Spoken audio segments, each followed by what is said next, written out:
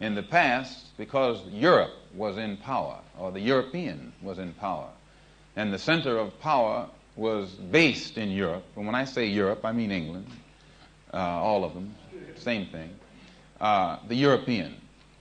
The European, being in the position of power, had one yardstick.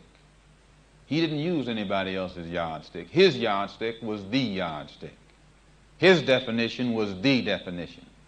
What he said was all there was to be said. The non-Europeans weren't in a position to say anything. They weren't in a position to use their own brain and come up with their own definition. They weren't in a position even to bring their yardstick out of the closet. But what has happened, and most Europeans don't realize it, time has changed. And time has changed, the power has changed. Wherein all the power used to be centered in Europe, it's not centered in Europe anymore.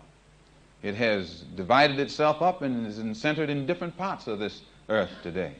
Much of it is in Asia. Much of it is in Africa. It has shifted.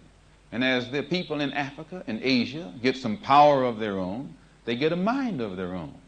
They start seeing with their own eyes and listening with their own ears and speaking with their own mouth and coming to definitions from their own brain.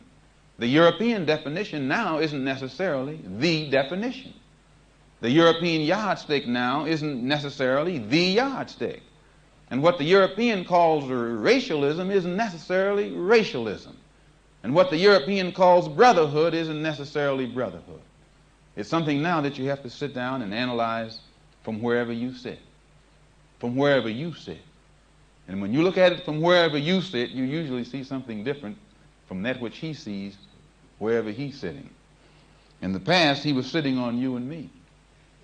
Today, he's not sitting on you and me. So he sees things a little differently. And since you and I were being sat on and are not being sat on now, we see things a little differently. And I think that when we realize that these differences exist, that he's thinking with his mind, I'm thinking with my mind, this one's thinking with her mind, automatically we come up with different thoughts.